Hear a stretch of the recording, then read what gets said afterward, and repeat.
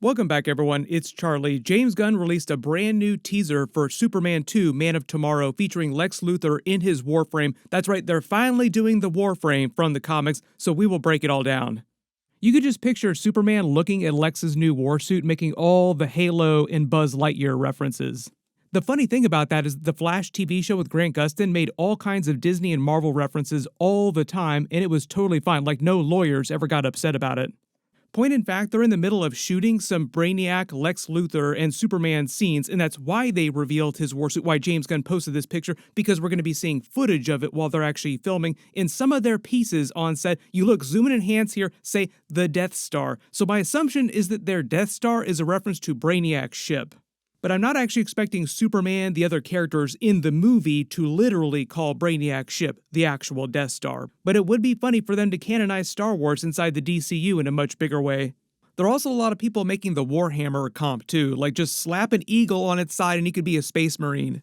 Lex would never salute the Emperor of all mankind though, because he kind of thinks of himself as the Emperor of mankind, like that's his dream job. We've also got some footage of Superman on set, and he's also got a new suit from the last Superman movie, like an upgraded version of the suit, so we'll talk about that after we talk about the war suit. There have been many examples of the war suit in live action on the TV shows up to this point. During the Smallville era, it was called the Prometheus Project that was eventually going to turn into the war suit, so Michael Rosenbaum's version would eventually wear a version of that suit if he had stayed on the show.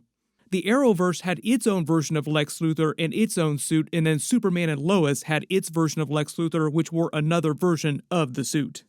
The original version of the warsuit debuted back in Action Comics 544 in 1983, and the pre-crisis backstory for the suit is very different from the post-crisis origin, and the post-crisis origin is the one they're going with in the movie, it seems like.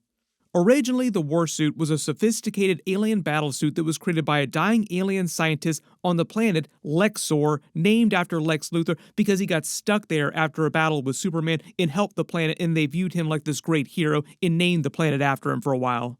Lex then later builds his warsuit using old Lexorian technology, like alien technology. Post-crisis, though, like I said, what they're probably doing in the DCU with Man of Tomorrow is that the warsuit was just the next version of prototypes Superman had been forced to fight that Lex Luthor had been creating, and over time, Lex just iterated new warsuits like Iron Man, building new armors, each one stronger than the last. He even had a version at one point that was built from an old Kryptonian warsuit. Zack Snyder actually had the Kryptonian warsuit in Henry Cavill's Superman down ship.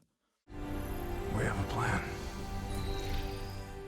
You can actually see it briefly when he goes to get a new suit in the Justice League Snyder Cut before he rejoins the Justice League. Now, he chose the black suit in the movie, but he has a number of other suits that you can see there that all react to him as he walked past them, like another blue and red one, but one of them also just happens to be a comic book warsuit, which is a much more hardcore-looking version of the suits that Zod and the Kryptonians wore in Man of Steel, like an upgraded version of those.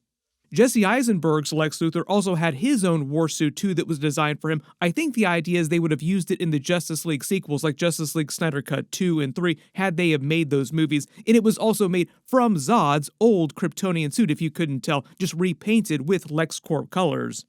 So you can see that Zack Snyder was heading in that direction too with the Lex warsuit, but the idea being each time Lex creates a new warsuit in the comics, they've done it in the games with a number of different versions, each one more hardcore than the last with whatever technology is available to him at the time, like whatever most advanced technology he gets his hands on.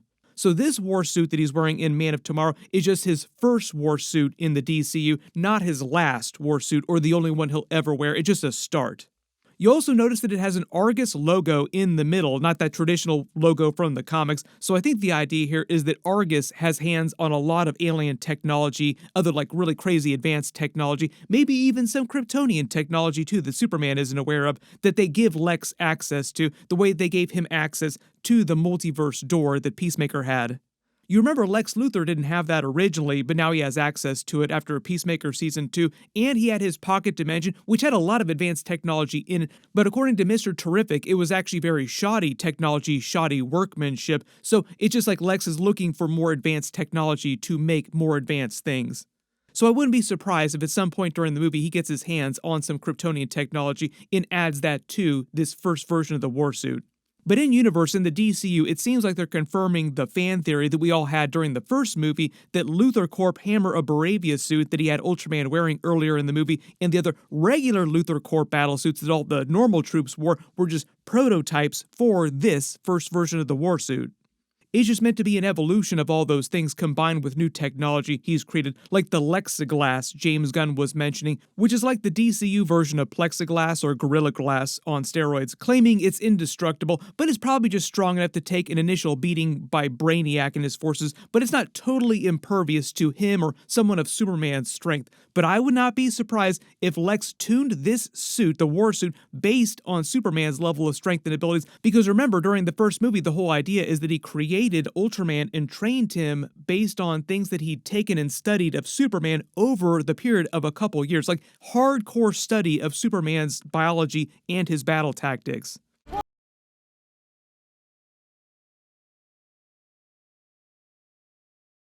So all those different moves that he programmed Ultraman with, I would not be surprised if he just programs into his battle suit, the war suit here.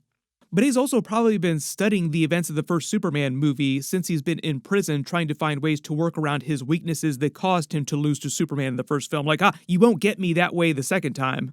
So I also wouldn't be surprised if after they defeat Brainiac by the end of the movie, I do think this is going to have the hopeful ending where like they work together and they're able to defeat Brainiac and repel him. Lex tries to get his hands on some of Brainiac's technology in the movie to further enhance his warsuit and other technologies to eventually kill Superman, like he still eventually wants to kill Superman. We will probably see some footage of him running around in it on set because he's probably at the outdoor battle scene that they've been filming with Superman the last couple of days. Speaking of which, talking about the new Superman footage, it also seems like he got a brand new suit. It kind of seems like the collar is a little bit different, and the symbol on his chest is slightly bigger, and the full suit itself is just a little more form-fitting. He just seems a little bit bigger in the suit than he did in the first movie.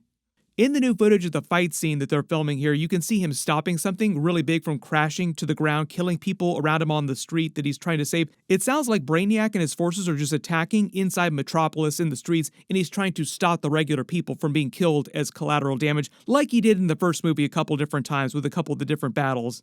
You also notice this scene of him hoisting up this big thing is probably a big piece of a building, or maybe the Daily Planet globe, might be a comp to Christopher Reeve's Superman doing something similar in the first Superman movie. In the comic book pose of him hoisting the Daily Planet globe, Brandon Routh's Superman also did this in his movie too, Superman Returns, and they made it into one of the posters for Superman Returns. There is also a ton of battle damage around here in Metropolis on the streets. Giant hole in the wall, a truck that says Regal Eagle Security. No idea what that's going to be. I do not think that it's an Eagly reference, although it'd be funny if Eagly does show up in the movie because Peacemaker's friends all created Checkmate, so we know they're going to follow up with that storyline a little bit in the background because Peacemaker is stuck on the Salvation Planet. And when I talked to James Gunn, he reiterated how important the Salvation Planet is to the subplot of the Superman Man of Tomorrow movie. Where the government says, hey, wait a second, these guys keep getting out of prison. You know, a metahuman is like a guy who's just always carrying around a bazooka or a neutron bomb compared to his arm. They're too powerful. We need to get rid of them. Let's do it in a way that's not really cruel. Lex and Argus were exiling metahumans to the Salvation Planet, and Lex's ultimate goal is to get Superman sent to that planet. So it's not clear how they're going to tie that to the Brainiac subplot, because Brainiac is obviously like the main A storyline. Does Brainiac control the Salvation Planet, or is he in that part of space and just detects the metahuman showing up and that alerts him to Superman's presence? Does Superman wind up on the Salvation Planet at some point in the movie, and then Brainiac detects him there?